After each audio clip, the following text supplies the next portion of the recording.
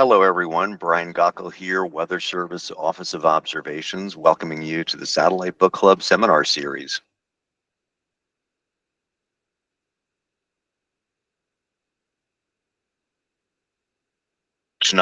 Revolutionizing severe weather operations through mutual aid. Our presenters today are Randy Graham and Jenny.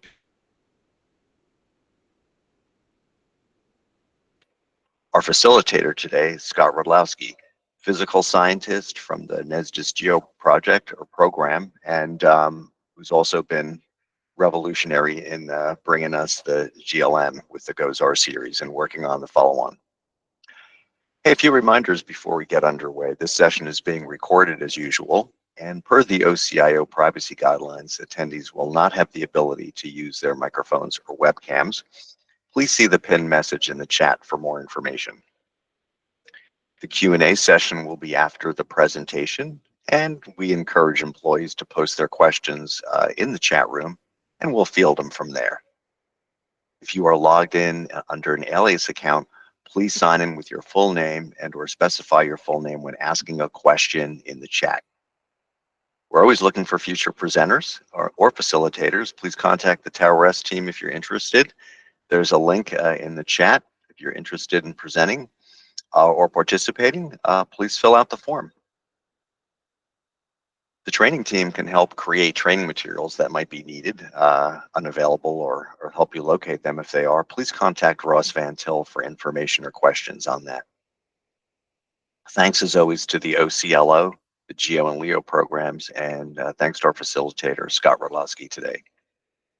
Before we get underway, we wanted to give you a little background on Randy and Jenny. So we've got a brief bio for both of them. Randy Graham has been with the Weather Service for 31 years and is currently the Chief of the Science and Technology Integration Division at the Central Region headquarters in Kansas City. Prior to becoming the STI Chief, he was the Deputy Chief of the Central Region's STI Division, served as the Meteorologist-in-Charge at the Salt Lake City Forecast Office, and spent 16 years as the SIU, split between Grand Rapids and Salt Lake City. He leads a 6-person division that assists 45 Central Region field offices, they're a big region, with the implementation of new science and emerging technologies into the office operations. 2 of the primary areas of emphasis for him right now are to expand probabilistic-based science and services and to develop more robust mutual aid concepts such as the Remote Mesoanalysis Initiative to support offices experiencing severe weather with assistance from subject matter experts. Randy has a bachelor's degree in meteorology and climatology from the University of Nebraska and a master's degree in environmental science from the University of Utah. Jenny Pittman has been a meteorologist with the Weather Service for almost 19 years and currently serves as the Deputy Chief of the Science and Technology Integration Division at Central Region headquarters. She obtained her Bachelor of Science in Meteorology and Climatology and her Master of Science in Atmospheric Science from the University of Nebraska at Lincoln, and holds a Bachelor of Science in Information Technology as well. Prior to her arrival at Central Region in 2024, she was the Science Operations Officer, the SIU at Topeka, and has also worked in the forecast offices at Kansas City, Pleasant Hill, Missouri, Omaha Valley, Nebraska, and Sioux Falls, South Dakota. Jenny has been working with Randy on the Remote Mesoanalyst Initiative since 2020, and previously assisted the Operations Proving Ground with the GOES-R evaluation and the Mesoanalyst Boot Camp. Randy, welcome to the Satellite Book Club, and Jenny, welcome back. The floor is yours, so please begin as soon as you're ready. All right, thanks, Brian. I really appreciate it. Really happy to be here, Gina. Excited to present to you all today. Thanks for joining. Good morning or good afternoon.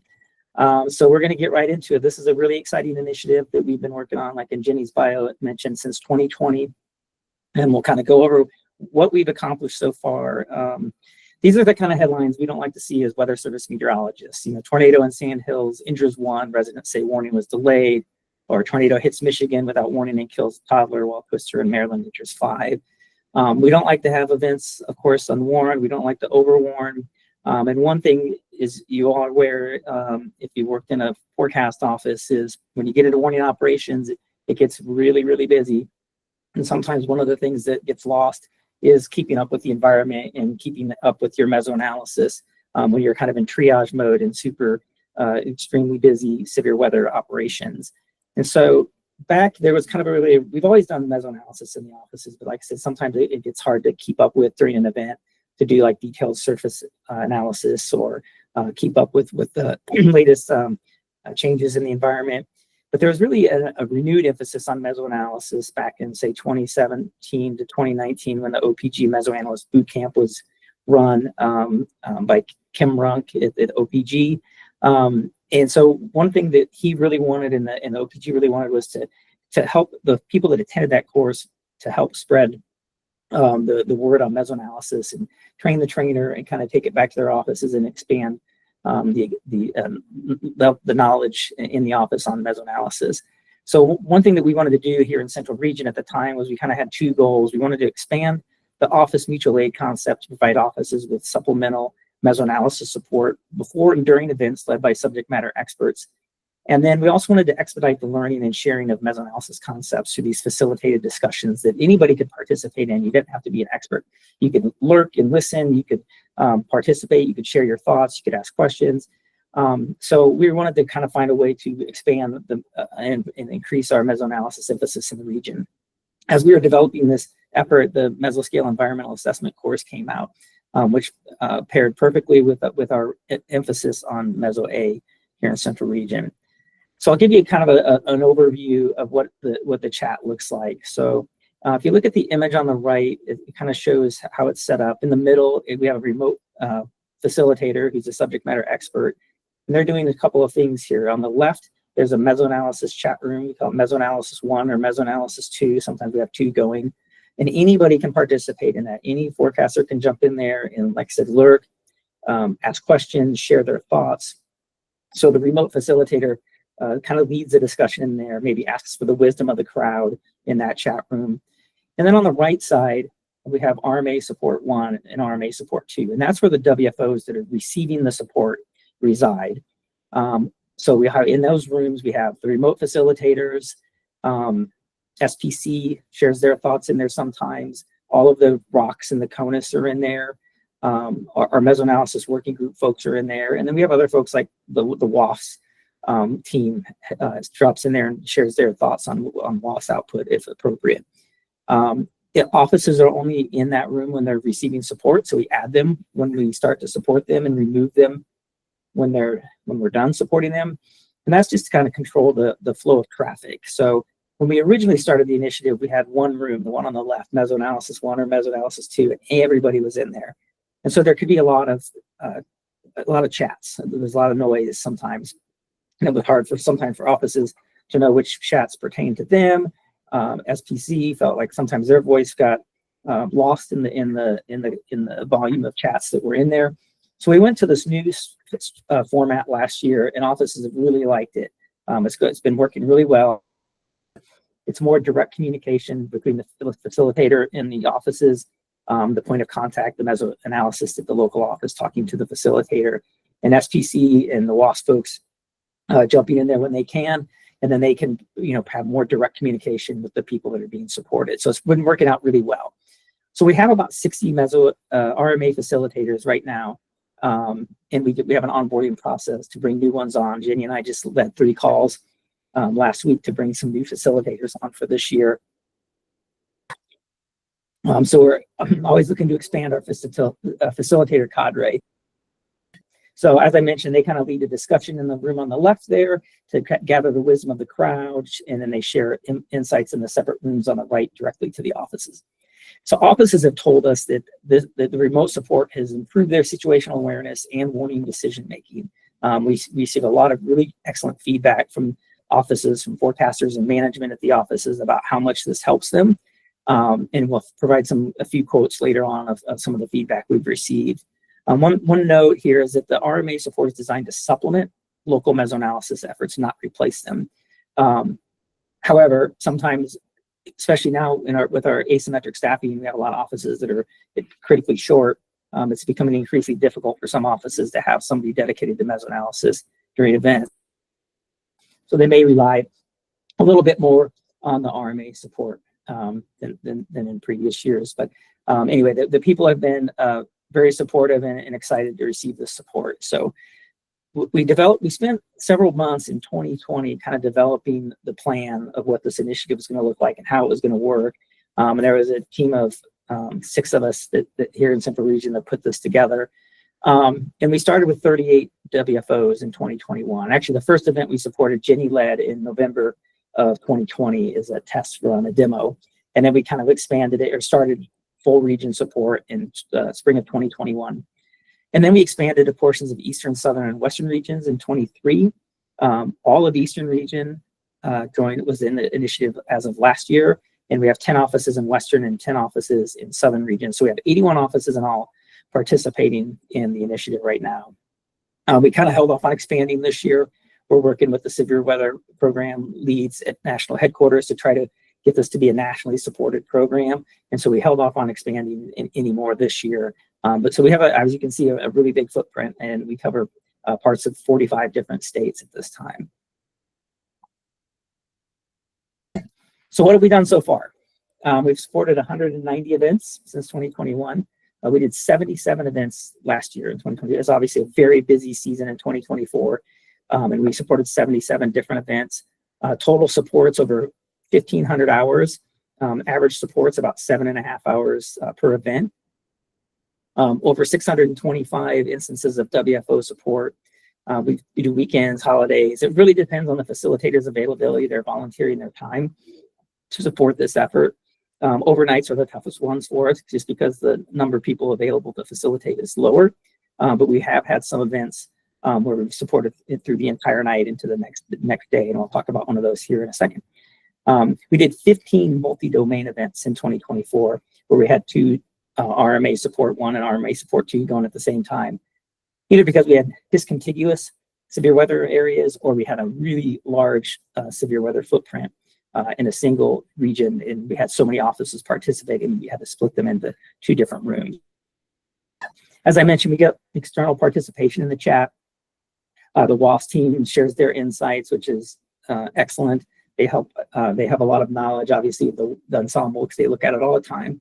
And we don't get to look at it all the time, or most forecasters don't look at it all the time because it's not over their area all the time. So they can provide like insight on what's normal, what's a strong signal, and what's unusual, how maybe to tell people to be cautious about the output from the WASP because the storms are entering the west side of the domain or something like that, and they haven't been assimilating the current radar trends until they get in the domain and that sort of thing. So they provide a lot of background knowledge and really assist in that area. SBC, as I mentioned, participates when they can. They have obviously a team of subject matter experts in mesoanalysis, so we love it when they come in and chat. It just depends on their workload and that sort of thing, whether they're able to participate or not. WDTV has participated. CIRA has jumped in on occasion to lend some satellite insights, and we'll talk some more about satellite stuff here in a moment when I switch over to Jenny. So here's an example of an event from this year. April 2nd was a high-risk day. We supported a dozen offices that are listed there, basically from Cleveland down to Little Rock. So really large footprint. We had two domains going, and we provided over 30 hours of continuous support. This was one of the events that we started in the morning, went all the way through the overnight into the next day. We have 896 severe reports, 113 tornado reports from this event. It was just a huge, huge outbreak. The chat really focused on first convective initiation, and then the tornado threat with discrete supercells, and then eventually into the upscale growth to a QLCS. A lot of discussion of WASP output on this particular day. They were very active in the chat, and the WASP did a great job and helped out offices. And this was one thing that our facilitators can do is keep on top of the WASP output, because it's really hard when you're in severe weather operations to keep up with this output that's coming every 30 minutes. And so our facilitators will participate or will look at that information. And then a lot of times our facilitators that aren't lead facilitators for that event will participate in the Mesoanalysis One open chat and share their insights. And then the lead facilitator can share that with the offices. So it was pretty exciting to see great interaction on this day between the facilitators, the offices, and other SMEs that participated. And as I mentioned, a lot of participation from the off-duty facilitators, so to speak, in Mesoanalysis 1. So here's a few chats from that day. In the upper left, Patrick Ide, who's the student in Duluth and one of our most active facilitators, said there are some very concerning WAF signals for tornadic potential with long 0 to 2 kilometer vertical vorticity tracks, and especially the track that has the high 0 to 2 kilometer updraft helicity associated with it. So sharing some insights from the WAF's output.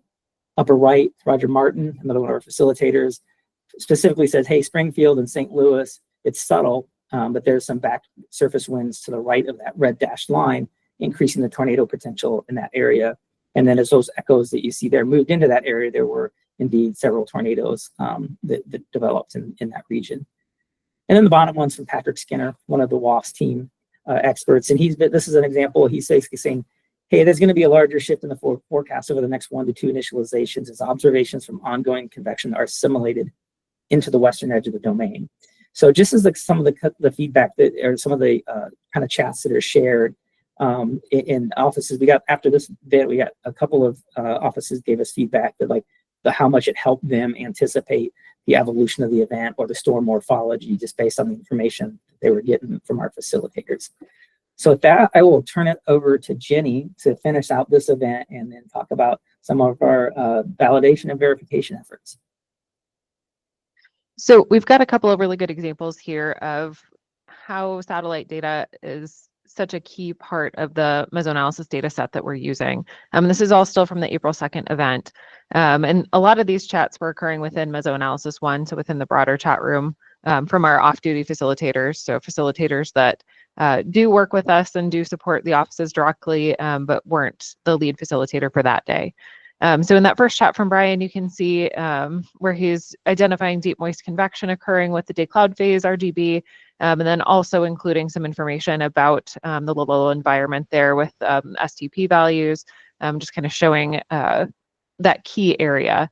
And then Dirk jumping in as well, showing lightning cast, which satellite is a part of, and highlighting some areas where lightning cast was really jumping up even before echoes were appearing on radar.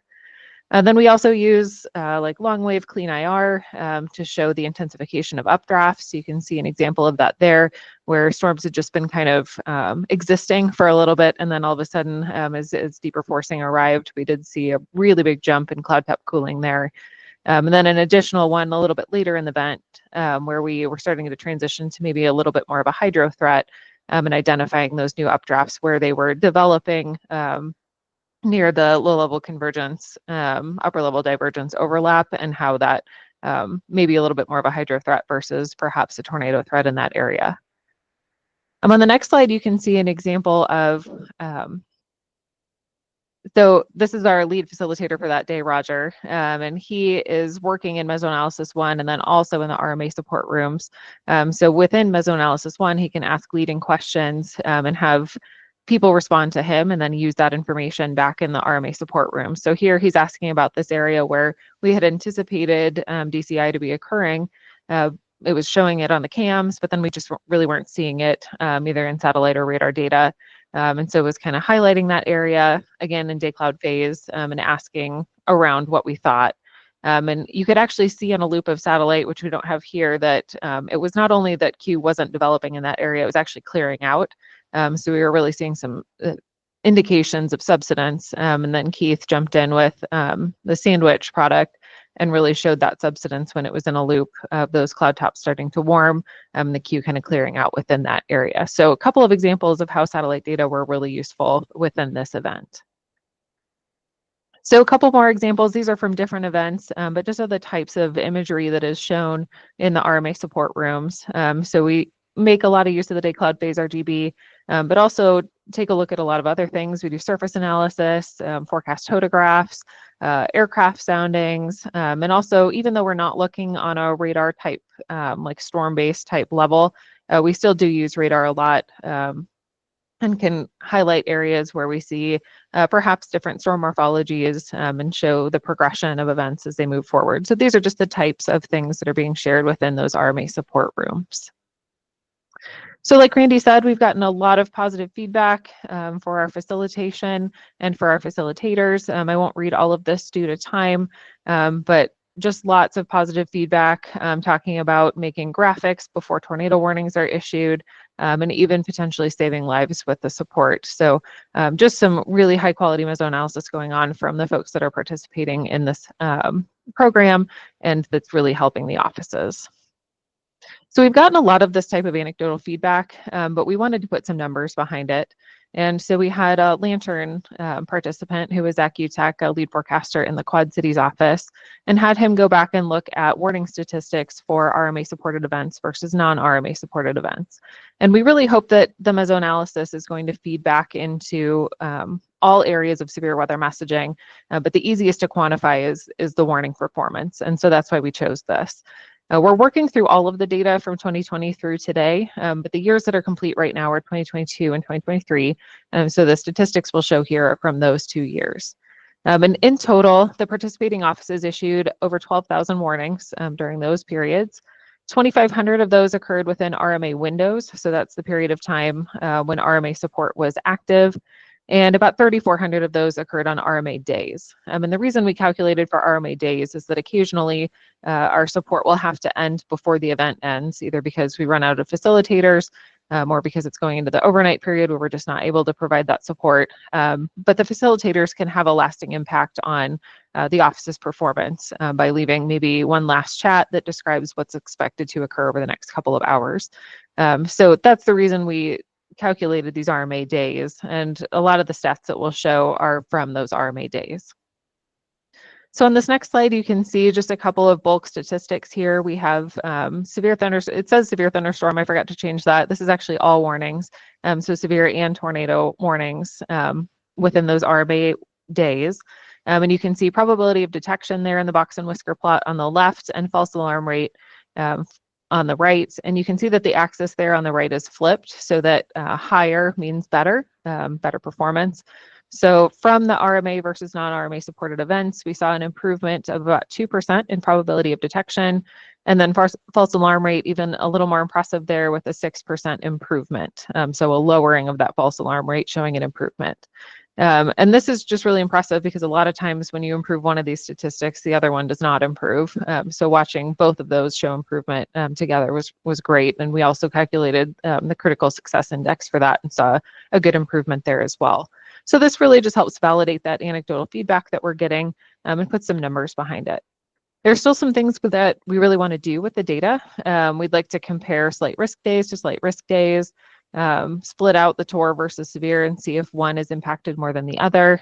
We did calculate lead time for the warnings, but really haven't done a lot with that yet. So there's still a lot that we can do, and eventually we'll have the full data for all of the years. But this is a good start of giving some positive numbers to match that anecdotal feedback. So what the path ahead looks like, we're kind of steady state for right now until we get a little bit more infrastructure in place, not planning too much further expansion. We do want to continue to look at the onboarding process, not only the identification, but also the development of expertise in mesoanalysis now that the Meso Bootcamp is no longer offered. So we definitely want to keep looking at that. And also providing some training for facilitation. You can be an expert mesoanalyst, but may not know how to interact effectively with others. So we're looking at both of those things. We did expand to other hazards. We have a program for snow squalls, which started in the winter of 2023-24. And we were also planning a test bed for flash flooding for later this summer. We're still a little unsure whether we can move forward with that, just given the current staffing and challenges in some of the offices. But we do plan to expand eventually to flash flooding. And just some of the things that we want to do as far as sustaining this program or building that infrastructure behind it. We really would like to see our facilitators be able to be dedicated to RMA support, maybe through like an IMET model, or maybe a Lantern where that's all they do for a couple of weeks, just so that we can make sure that we're always going to have facilitation available when it is requested. And we're working closely with other mutual aid efforts like Savvy, the Dam Break Group, all of those other mutual aid programs. We're working really closely with them and just had a workshop yesterday to discuss how we can make this a little bit more efficient and make it a little bit easier to request. And we really hope that this will be a part of the new operations model, and we're working closely with headquarters as well to make sure that as that new ops model is developed, that there is space for programs like this. So I believe that's all that I have, and we can open it up for questions. Great. Many thanks, Randy and Jenny. Very fascinating talk. I sit at the Weather Forecast office in Cleveland, and so I've had the opportunity to see a lot of the warning operations and collaborations between the national centers and offices firsthand. And it's really fascinating to see. So I appreciate you taking the time to share this message kind of with a broader audience. I'd like to remind our attendees to stay on for our discussion, especially those from field offices or regional headquarters. I would also suggest that you change your meeting layout to tiled and select hide tiles without video. There's a link in the chat there for feedback on the Satellite Book Club.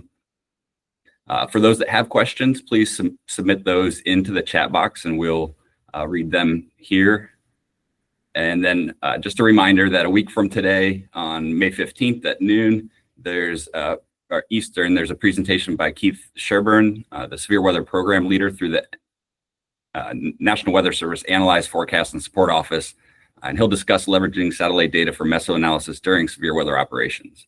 So one final note here before we go on to the discussion is to please contact the Tower S team, Kashad Bowman or Emily Maddox, for questions about the Satellite Book Club or any help configuring satellite products. So with those messages behind us, I'd like to open it up for questions. I had one just to start. How are the RMA facilitators selected, and what does the training look like? It's a great question. And as Jenny mentioned, that's something that we want to continue to evolve. So basically every year we put out a call for folks that are interested, and then they submit their interest, make sure they have approval from their MIC and their SU, if they're not a SU, for example. But and then they answer a couple questions about mesoanalysis. And then after we get all the names in, we basically go to the offices if we don't know the individual or something like that. And usually we'll talk to their SU and get a feeling for where they're at in Meso A, if they feel like they're ready to go, or if they're going to need to shadow a bunch before they're ready, or if they need additional training. We ask everybody to complete the Mesoscale environmental assessment course, including simulations. And then, like last year, Jenny set up a really awesome displaced real-time event with the OPG, and we had folks paired up, the new facilitators paired up with experienced facilitators to kind of go through an event. The experienced facilitator could share their insights and kind of how they work events. And then we ask everybody to shadow. As Jenny mentioned, the IMET model, it varies on the individual. We ask everybody to shadow at least once.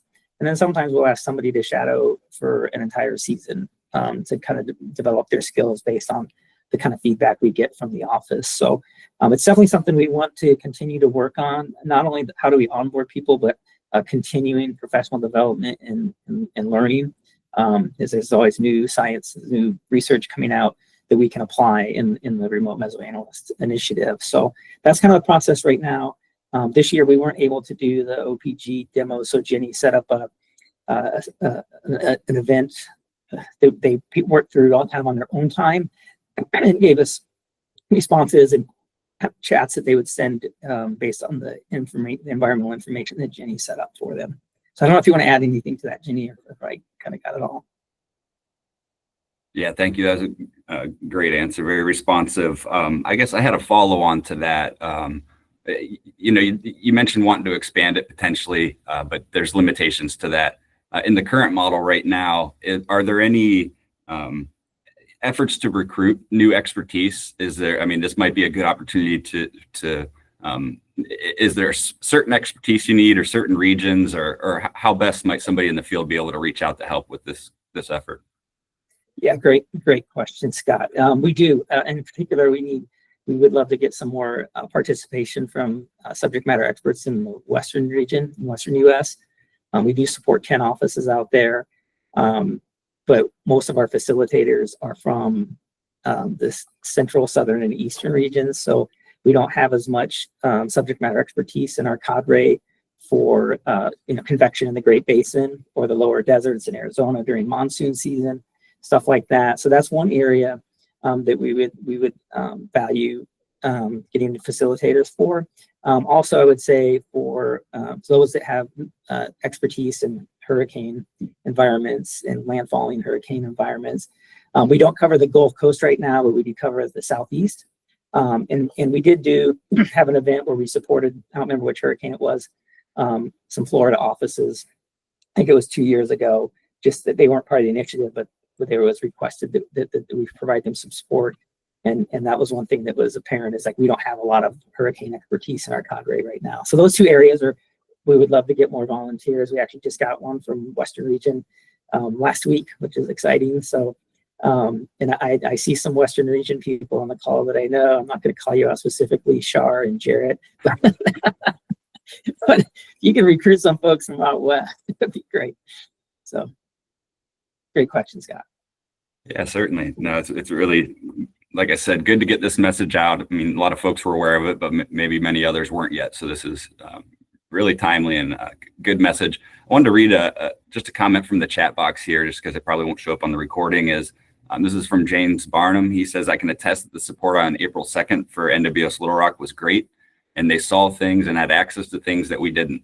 As the local mesoanalyst that day, having extra eyes to help point things out was helpful. And so I think that's a really good sentiment that James was able to share here. And then there was a question here. With recent personnel and OBS cuts to the NWS, do you think RMA support will be more important and or less possible? Great question, Mike. So I didn't have it in this presentation, but a lot of times when Jenny and I do this, there's a slide at the beginning that shows like a map of all the WFOs and the CONUS, and you know, one of our great strengths in the National Weather Service is our distributed field structure, which means we have expertise spread all over the place in this agency. And so it allows us the opportunity to have like Keith Sherburne in Rapid City help out Kentucky offices during, you know, the Mayfield tornado event in December of 21. I think it's more important. I think the mutual aid is our future in this agency. We're going to have asymmetric staffing. We're not going to go back to the way we were.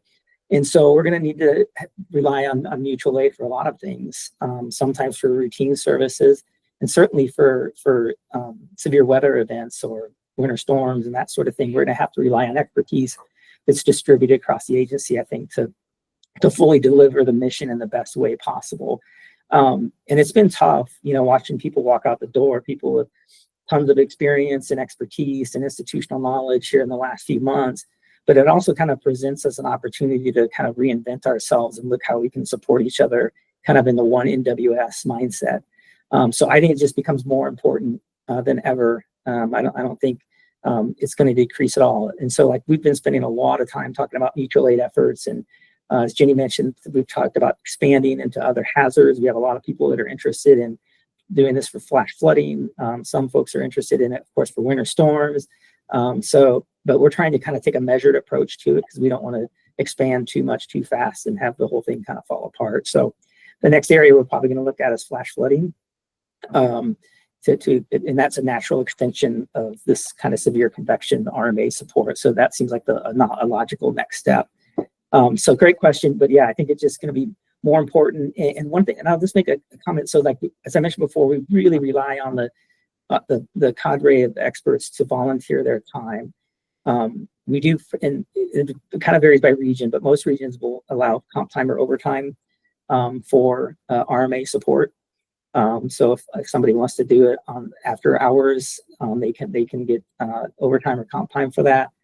But what we really want to do is, and as Jenny mentioned, we're working with these other mutual aid efforts, is develop a more holistic approach for SAVI and RMA and MOS and all the different mutual aid efforts that we have in the agency, and maybe have some kind of more national oversight of these initiatives instead of just having, these silos of expertise, so to speak, that we've developed out of necessity. You know, these are things that are beneficial and needed.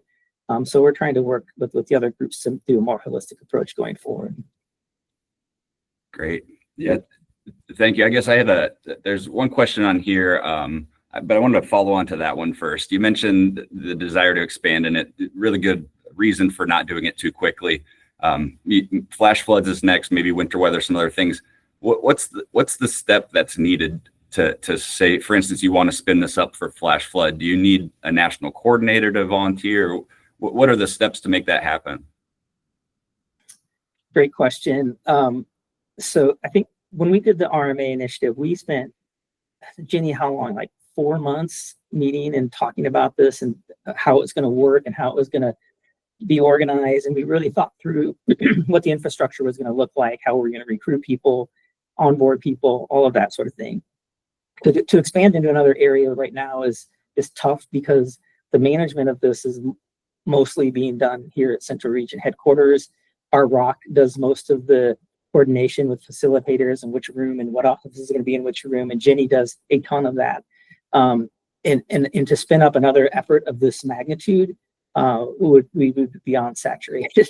So that we're hopeful that we can get some more oversight from a national level to assist, so that we have somebody like dedicated to this. This isn't Jenny's full-time job. She's got a ton of other stuff she's doing. So the support takes away from that. It's needed, and we're happy to do it, of course, but to spin up another full hazard type would be really difficult for us right now. The other one we do is snow squalls in the winter. So they're kind of off season with most of our severe convection, and we only do those a few times a year. And that's a totally different set of subject matter experts that participate in that for the most part. There's some overlap, but most of the snow squall experts are RMA experts.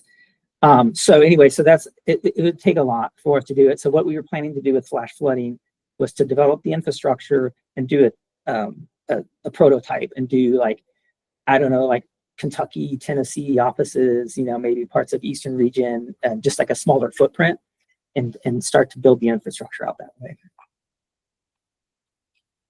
Yeah, thank you. I saw you had a comment there. Jenny, did you want to add on to that, or? No, I just wanted to address the question about OBS being cut. And just for those that are curious, even the offices that aren't routinely launching twice a day, SBC can still request special soundings from them. And so far, those offices have been able to fulfill that just because they're probably staffed up for severe weather. So fortunately, we haven't seen any impacts from reductions in OBS at this time. Great. Yeah, thanks for that extra note there. A question here from Ben Schott. Could the NWS Operations Center be a spot to help with that coordination at a national level, getting the requests out to all the regions? Yeah, possibly. So right now what happens when an office requests support, an email is sent to all the facilitators saying, hey, an office requested support on this day for this time window. Please mark your availability on a calendar. We have a Google Calendar where the facilitators put their availability so that the ROC and Jenny know who to reach out to when we get a request. And then each of the regional CONUS ROCs get that email as well. And what we've been trying to do is that the first request comes in from say, Eastern Region, that the Eastern Region ROC would take the lead on setting up the facilitation and identifying points of contacts at the office and stuff like that. For the most part, it's still being done by Central Region, and the other regions will help a little bit, but it's still mostly done here at Central Region. It could be the NOC. I don't have a good sense spin of what their workload is. But I think given that we're talking about maybe a more holistic approach to mutual aid, I think we would love to just see like a small group of people to manage all of these different mutual aid efforts and facilitating support and that sort of thing. But of course, in this environment, who knows what that could look like? But with the ops model and the changes that we're going through in this organization, I really feel like this is an opportunity to create something like that and be bold and look forward to the future, because mutual aid is going to be something. All right, Ben, you're okay. You'll have to tell me what your workload is like there. But so yeah, some way to facilitate this at a level above the regions would be ideal. Great. Yeah, perfect example of the community this talk facilitates. So it's really, really helpful. I guess we have time for one final question here. Jenny, I had something maybe not specific to you, it could be to Randy as well. But you showed a few of the different products you use, the day cloud phase, RGB, the lightning cast. I guess it depends on the hazard, but what are some of the main satellite products that help kind of most routinely or the most during these events? My favorite is day cloud phase, just because it really helps show what part of the deep convective initiation process that you're in. But we also use the sandwich product a ton. Some of the ones that I didn't show, but that we do use a lot are the water vapor channels. Maybe to look for subsidence or capping, or maybe a wave coming in. So we do use a lot of the base products a lot. And then also Prob Severe incorporates satellite data as well. So some of those derived products, we'll look at things like that as well. But day cloud phase is just my favorite. Great, excellent answer. Yeah, it's nice to have all those tools that not that long ago weren't available. So I think that's the end of the talk here. We'd like to, I guess I'll pass it. I'd like to thank you one more time, and thank you everybody for taking the time to attend today. Really, really helpful discussion. And I'll pass it back to Brian for some final remarks. All right, thanks very much, Scott, for Dr. GLM for your facilitation, and Randy and Jenny for a great talk. Really showing the benefit of utilization of the satellite data and other data types, as well as the collective brain power and experience of the community. Really exciting project. So thanks for that. And to everyone on the call, thanks for joining us. We hope you can join us again a week from today. As Scott mentioned, we have another talk, this one from Keith Sherburne. Talk is on leveraging satellite data for mesoanalysis during severe weather. We look forward to seeing you again. And with that, we'll wrap up today's call.